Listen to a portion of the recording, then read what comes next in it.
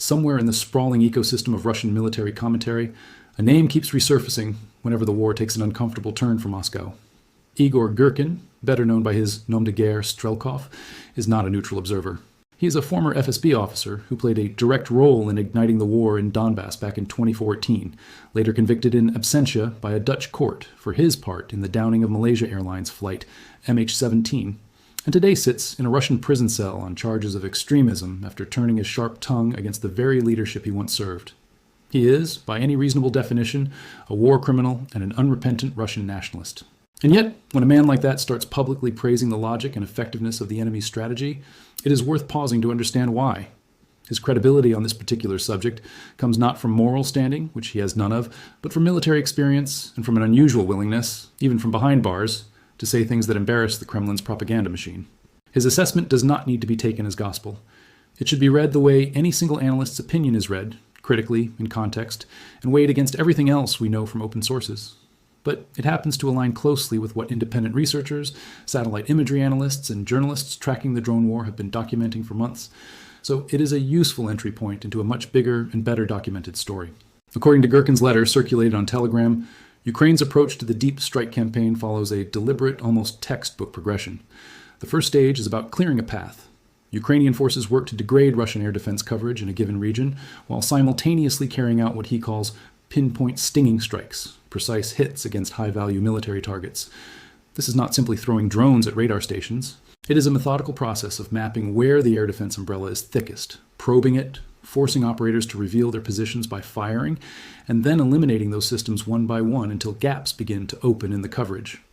Once that first phase has done its work, phase 2 begins. Through the gaps that have been punched into the air defense network, Ukraine pushes larger and larger waves of drones and missiles, no longer aimed simply at radars and launchers, but at the deeper industrial base that sustains the Russian war machine. Girkin lists the target set explicitly: factories that build missiles and air defense systems, plants producing electronics and microchips and other components, surveillance and communications, infrastructure including space-related facilities, and the fuel and energy sector that keeps the entire military logistics chain moving. In the regions where the fuel infrastructure and the air defenses have already been ground down, he says, the campaign does not stop. It shifts to the next layer of targets, systematically working through the energy grid and the wider infrastructure network. His description of the following stage is stark: bridges, ferries, locomotives, the physical connective tissue that allows Russia to move troops, ammunition, and fuel across a country that spans 11 time zones. He specifically points to the pattern of strikes against shipping in the Sea of Azov as an early example of this logistics-focused phase already underway. And critically, he notes something that Western military planners would recognize instantly as sound doctrine. Ukraine is not treating already damaged regions as finished business. Areas where fuel depots and air defenses have already been knocked out are not left alone to recover. They continue to receive attention specifically to prevent Russia from rebuilding, from restocking, from reconstituting the defenses that were just destroyed. It is, in effect, a strategy of denial as much as destruction, aimed at keeping damaged capacity permanently suppressed rather than allowing a slow return to normal. Girkin frames the trajectory of this campaign as one in which the strikes are expected to move from being primarily about raw quantity, lots of small drones causing scattered damage, toward being about quality, fewer but far more consequential strikes against targets whose loss cannot easily be replaced. It is worth sitting with why a strategy like this would be considered logical from a military planning perspective, independent of who is executing it or which side one supports in this war. Air defense suppression as a first phase is one of the oldest ideas in modern warfare. Any air force, or in this case, any drone force trying to operate against a defended country, faces the same basic problem. If you send your most valuable, longest range, most expensive munitions against a fully intact air defense network, you will lose a large share of them before they ever reach their targets. The economics do not work. So the sensible approach is to spend cheaper assets first, probing drones, decoys, smaller munitions,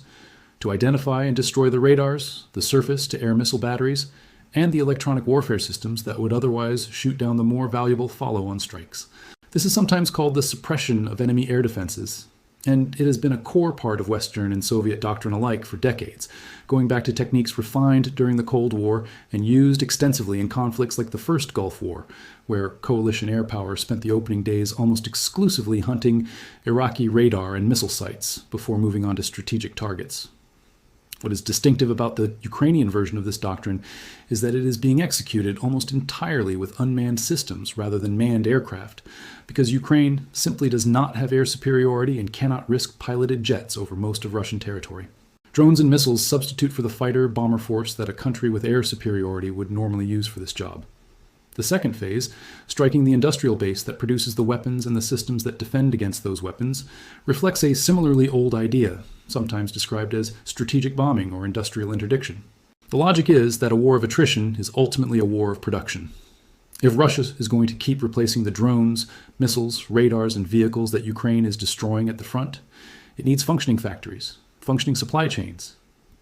for electronics and components, many of which rely on parts that are difficult to source under sanctions, and it needs functioning energy infrastructure to power all of it. By striking electronics and component manufacturing specifically, Ukraine is targeting a known Russian vulnerability. Sanctions have made it harder for Russian industry to access advanced semiconductors and other electronic components, forcing reliance on smuggled or repurposed civilian parts, damaging or destroying the facilities that assemble those components into finished military electronics compounds that existing bottleneck,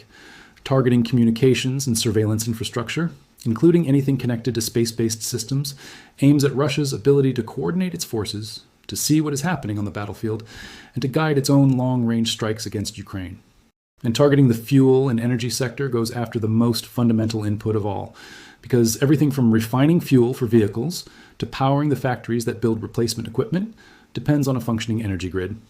The described third phase, going after logistics infrastructure like bridges, ferries, and rail lines, is arguably the most classically decisive element of this kind of campaign, because it attacks the ability to move things rather than the ability to make things. A country can have full warehouses of ammunition and fuel, but if the bridges and rail lines needed to move that material to the front are destroyed or under constant threat, the effect on frontline capability can be just as severe as if the material had never been produced at all.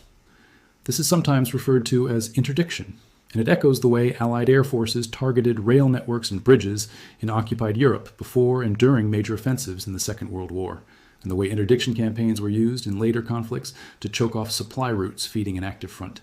The mention of strikes on shipping in the Sea of Azov fits into this same logistics disruption logic, since maritime routes have become an increasingly important supplement to rail and road transport for Russia, particularly for moving fuel and supplies to and around occupied Crimea and the southern front. None of this analysis should be read as an endorsement of the idea that this campaign is without cost or without risk, and it should not be read as taking a side on the underlying question of whether the war itself is justified. Strikes against energy infrastructure and logistics networks inevitably have consequences that extend beyond purely military targets, and both sides in this conflict have faced criticism, including from independent human rights monitors, over the humanitarian impact of strikes that damage civilian infrastructure like power plants and heating systems, particularly heading into winter months. Russian officials and state media routinely describe Ukrainian strikes on Russian territory as attacks on civilian infrastructure or as terrorism, while Ukrainian officials describe the same strikes as legitimate military targeting of facilities that directly sustain the Russian war effort. Independent verification of individual strikes, their precise targets, and their precise effects is often difficult, since both governments have strong incentives to shape the narrative around any given attack. Russia, to minimize the appearance of vulnerability in Ukraine, to maximize the appearance of effective retaliation. Anyone trying to form a clear picture of this campaign has to hold that tension in mind constantly. With that framing in place, it is worth turning to what the open source data actually shows about the scale and trajectory of this campaign, because the numbers back up a great deal of what Girkin describes, independent of his own credibility problems. Analysts tracking Ukrainian long-range drone launches have documented a dramatic and sustained increase over roughly the past 2.5 years. In January of 2024, researchers recorded around 110 Ukrainian long-range drones launched that month. By March of 2026, the figure had climbed past 7,000. That is not a gradual linear increase. It represents an expansion on the order of 60 times over roughly 26 months, and the growth was not smooth either. The sharpest acceleration came during 2025, when the monthly launch rate roughly increased fivefold over the course of that single year. This kind of curve is what you would expect to see if a country were simultaneously scaling up domestic drone production capacity, refining the manufacturing process to reduce unit costs, and building out the logistical and operational infrastructure needed to launch, guide, and coordinate large numbers of long-range strikes on a near-daily basis. It reflects investment decisions made well before the strikes themselves became visible, since building the factories, training the crews, and establishing the supply chains for components takes months to years, not weeks. Alongside the growth in absolute numbers, there has been a narrowing of the gap between Ukrainian and Russian long-range drone launches. Russia has consistently used significantly more long-range drones against Ukraine than Ukraine has used against Russia for most of the war, reflecting Russia's larger industrial base, its access to imported components, including drones sourced from and licensed by Iran, and its willingness to sustain very high nightly barrage numbers against Ukrainian cities. But the trend line has been moving in one direction. In 2024, Russia was launching, on average, roughly 250 more long-range drones per month than Ukraine. By 2026, that gap had narrowed to around 150. And, in March of 2026 specifically, open-source trackers recorded a moment where Ukraine's monthly launch count actually exceeded Russia's, a genuine milestone in a war where Russia has held a persistent quantitative advantage in this category since the large-scale drone campaigns began. This does not mean Ukraine has achieved overall parity in every category of long-range strike capability, since missile production, warhead size, and payload capacity all matter alongside raw launch counts, but it does mark a meaningful shift in the balance of one of the most consequential dimensions of this war. More recent figures reported by Ukraine's own unmanned systems forces in the middle of 2026 give a sense of just how much this capability has continued to expand since that March milestone. According to the force's own operational reporting, deep strikes specifically, meaning missions targeting sites located between roughly 500 and 2,000 kilometers behind the front line, increased by more than 1,100% compared to the start of 2026. In June alone, Ukrainian operators reportedly carried out well over 2,000 deep strike missions, damaging over 170 military, industrial, and fuel energy facilities inside Russia in that single month. Alongside those deep strikes, thousands of additional missions were flown at medium range, between roughly 150 and 300 kilometers, and at front range, closer to the line of contact, hitting thousands more targets across those categories combined. Separately, Ukraine's defense ministry has reported that drone units struck more than 1 million verified targets across all categories, frontline and deep strike combined, since the start of 2026, with monthly successful strike totals nearly doubling between January and June of that year. These figures come from Ukrainian government and military sources, and like any wartime reporting from a party with an obvious interest in demonstrating effectiveness, they should be treated as claims rather than independently audited facts, even when they are broadly consistent with what satellite imagery, geolocated footage, and independent open-source researchers have separately documented. The geographic pattern of these strikes tells its own story. Earlier in the war, Ukrainian long-range strikes were concentrated almost entirely in Russian regions bordering Ukraine, places like Belgorod, Kursk, and Bryansk,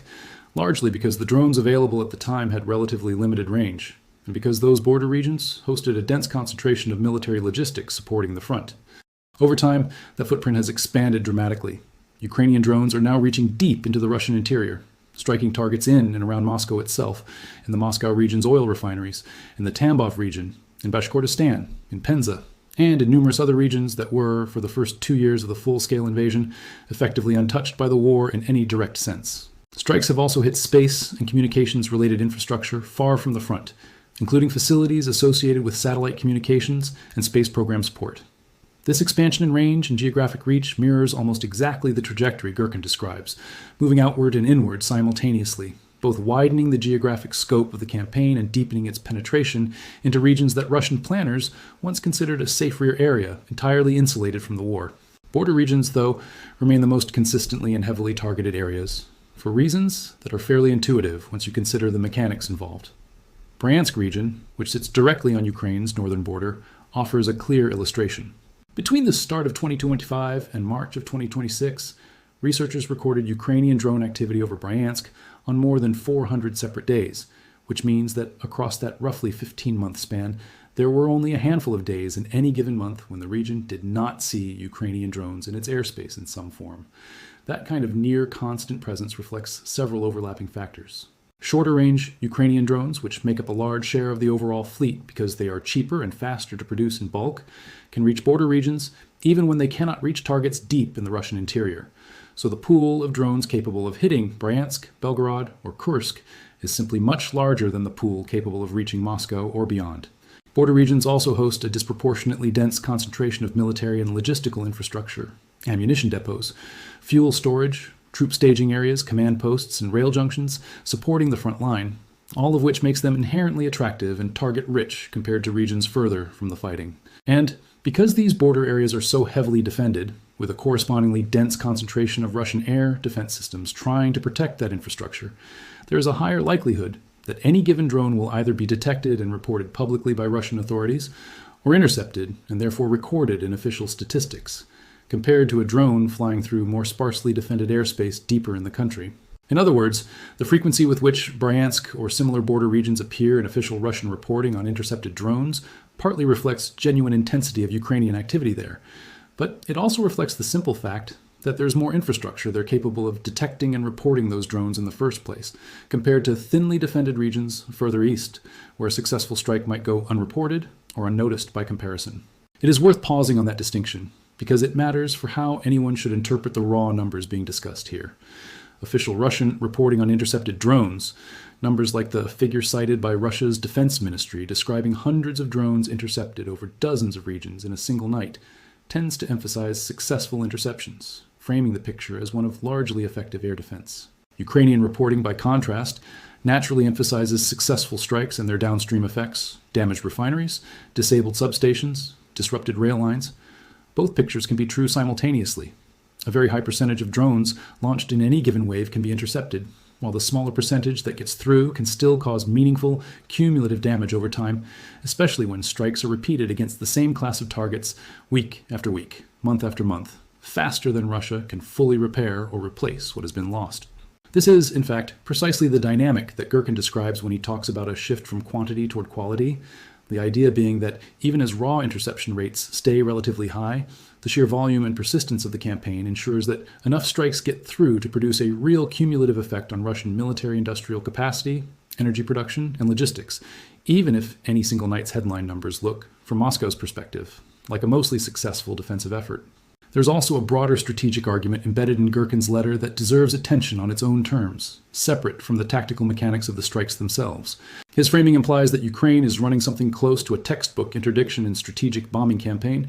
the kind of campaign a much larger, wealthier state with a substantial air force would traditionally be expected to run, except adapted almost entirely to an unmanned systems context, because Ukraine lacks the manned air power and the air superiority that would normally be prerequisites for this kind of operation. That adaptation is itself significant, and it has drawn attention from military analysts and defense commentators well beyond Russia, precisely because it suggests a template that other militaries facing air power disadvantages might study closely in future conflicts. The core insight is that mass-produced, relatively inexpensive drones, when combined with a rigorous sequencing strategy that clears air defenses before pushing through to industrial and logistical targets, can substitute in meaningful ways for the kind of manned strategic bombing campaigns that dominated 20th century warfare, campaigns that required enormous investments in aircraft, trained pilots, and the infrastructure to support them. Ukraine's approach instead leans on domestic manufacturing scale, rapid iteration based on battlefield feedback, and a willingness to accept a certain rate of attrition among individual drones, since each unit costs a fraction of what a manned aircraft or a cruise missile would cost, in exchange for the ability to launch far larger numbers of strikes than a traditional air campaign could sustain. This has real implications for how the broader war is likely to evolve. If the trend lines described here continue, narrowing gaps in launch volume, expanding geographic reach, and a deliberate progression from clearing air defenses to striking industry to striking logistics, then the pressure on Russia's rear areas is likely to keep intensifying rather than plateauing. Russian air defense assets, which are also needed at the front and around Moscow and other priority cities, face an increasingly difficult allocation problem, since spreading coverage across dozens of regions that can now potentially be reached by Ukrainian drones means thinning out protection anywhere any given batch of interceptors and radar systems can physically be deployed. Every additional region that becomes reachable by Ukrainian long-range systems adds another demand on a finite pool of Russian air defense resources. And air defense systems themselves, along with the missiles they fire, are among the very targets that Ukrainian planners have prioritized destroying in the first phase of this campaign, according to Girkin's own description. That creates a reinforcing cycle where successful strikes against air defense systems in one region make follow-up strikes against industrial and logistical targets in that same region easier, while also freeing up drones and planning attention to push the effort into new regions that had not previously been reachable. At the same time, it would be a mistake to read any of this as suggesting that Russia is without options, or that this campaign guarantees a particular outcome to the war. Russia retains a much larger population, a much larger industrial base, overall even accounting for sanctions-related bottlenecks, and it has continued to adapt its own air defense posture, its dispersal of key facilities, and its own long-range strike campaign against Ukraine throughout this period. Russian long-range strikes against Ukrainian cities and infrastructure have also intensified during the same period discussed here, with reports of larger nightly barrages of drones and missiles, and continued heavy damage to Ukrainian civilian infrastructure, particularly energy infrastructure heading into winter months, causing significant civilian casualties and hardship on the Ukrainian side as well. This is very much a two-directional campaign, with both sides investing heavily in long-range strike capability and both sides absorbing significant damage to military and civilian infrastructure alike. Framing the Ukrainian deep strike campaign in isolation, without acknowledging the scale of Russian strikes against Ukraine occurring in parallel, would give an incomplete and lopsided picture of the war as a whole. There's also the question of how much of this campaign is actually producing decisive, war-altering effects versus how much represents attrition that, while real and costly, has not yet fundamentally changed the trajectory of the conflict on the ground. Independent assessments from research organizations that track the war closely have generally described Ukraine's deep strike campaign as a meaningful and increasingly serious problem for Russian logistics and military production, describing it in terms similar to classic air interdiction campaigns from earlier conflicts, but stopping short of suggesting that it has yet produced a collapse in Russian capacity to sustain the war. Battlefield casualty figures on both sides remain extremely high, with estimates of well over 1 million total Russian casualties across the full course of the invasion cited by various Western research institutions, even as the front line itself has continued to shift gradually rather than collapse outright in either direction. That combination, a war of grinding attrition at the front alongside an increasingly intense parallel campaign against the rear on both sides, is likely to remain the dominant shape of this conflict for the foreseeable future. Absent some external shock like a major diplomatic breakthrough, a significant shift in Western military and financial support to Ukraine, or serious internal disruption inside Russia itself. Girkin's own position within this story adds a layer of irony that is hard to ignore. Here's a man who helped start this war, who has spent years advocating for a harder, more brutal Russian military approach, who has been openly contemptuous of what he considers half measures and incompetence within the Russian military command, now sitting in prison for criticizing that same command too openly, and using his remaining public platform to describe, in admiring detail, the sophistication of the strategy being used against the country he claims to love. It is a reminder that some of the most clear-eyed assessments of a conflict sometimes come from unlikely and deeply compromised sources, people whose own history disqualifies them from any kind of moral authority, but whose technical and military judgment, filtered carefully and cross-checked against independent data, can still occasionally shed useful light on what is actually happening on the ground. It does not make him a reliable narrator of the war as a whole, and nothing here should be read as treating his broader worldview or his role in the war's origins as anything other than what independent courts and investigators have already determined it to be. But on this narrow technical question of whether Ukraine's long-range strike campaign follows a coherent and effective sequence, his assessment happens to line up with what the open-source evidence independently shows. Pulling all of this together, the picture that emerges is one of a campaign that has grown enormously in scale, sophistication, and geographic reach over roughly 2.5 years, moving from a relatively narrow effort concentrated on Russia's immediate border regions to a much broader campaign capable of reaching deep into the Russian interior, hitting energy infrastructure, military-industrial facilities, communications, and space-related targets,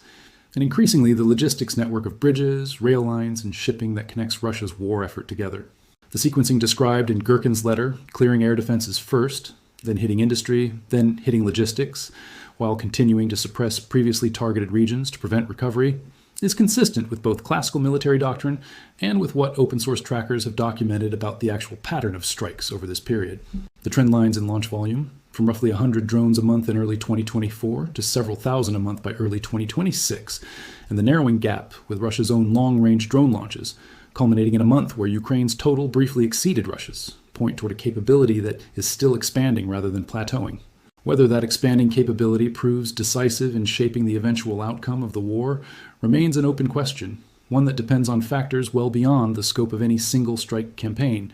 including the state of frontline fighting, the flow of Western military and economic support, internal political and economic pressures inside Russia, and the broader diplomatic efforts aimed at eventually ending the war. What can be said with reasonable confidence, based on the available open-source evidence, is that this is no longer a peripheral or symbolic element of the conflict. It has become one of the central and most closely watched dimensions of how this war is actually being fought, on both sides, deep behind the lines that used to be considered safe. It is also worth thinking about how this campaign is likely to be judged by history, separate from how it is being judged in the moment by either side's propaganda apparatus. Wars of this length and intensity tend to produce a distinct split between the tactical picture, which shifts week to week and month to month depending on which side happens to be having a good stretch, and the structural picture, which shifts much more slowly but tends to matter more in the end. The structural picture here involves questions like whether Russia's defense industrial base can continue absorbing this level of sustained pressure without meaningful degradation in output, whether the energy sector can keep supplying both civilian needs and military logistics simultaneously under repeated strikes, and whether the transportation network can keep functioning well enough to move troops and material to an active front that itself continues to consume enormous quantities of both. None of these questions have clean, single answers available from open sources today. Russian officials have consistently downplayed the impact of these strikes in public statements, describing damage as limited and quickly repaired, while independent satellite imagery analysis has, in numerous documented cases, shown fires, structural damage, and extended outages at specific facilities that took considerably longer to restore than official statements suggested. That gap between official messaging and independently verifiable damage assessment is itself a recurring feature of this war, and it applies in both directions, since Ukrainian officials have their own incentives to describe strikes in the most favorable light possible, sometimes ahead of independent confirmation. There is a separate but related question worth raising here about how ordinary people living in the regions being described are experiencing this shift firsthand. For residents of border regions like Bryansk, Belgorod, and Kursk, the near-daily presence of drones overhead that the data describes is not an abstract statistic. It represents a lived reality of air raid sirens, power outages, damaged homes, and a level of psychological strain that comes from knowing that any given day is unlikely to pass without some form of drone activity nearby. As the campaign's geographic reach has extended further into the Russian interior, that same experience has begun extending to populations in cities like Moscow and other regions that spent the first 2 years of the full-scale invasion largely insulated from any direct experience of the war beyond news coverage and the departure of relatives sent to fight. This shift matters beyond the purely military calculus because it changes the domestic political environment within which Russian leadership has to operate, introducing a form of pressure that is difficult to fully suppress through state media messaging alone, even in a media environment as tightly controlled as Russia's. Whether that pressure translates into any meaningful shift in Russian policy toward the war remains uncertain, and is the subject of ongoing debate among analysts who study Russian domestic politics, but it represents one of the less quantifiable, harder to measure effects of a campaign that is otherwise being tracked in very precise numerical terms by open source researchers. Taken as a whole, the story here is less about any single dramatic strike or any single month statistics,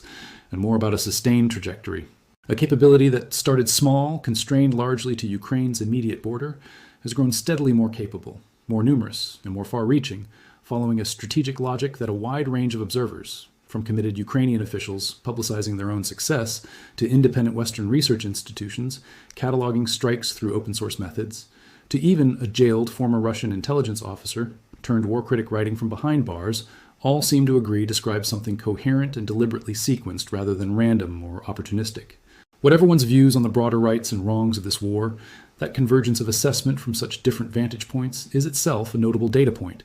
and it is likely to remain a central thread in how this conflict continues to unfold in the months ahead.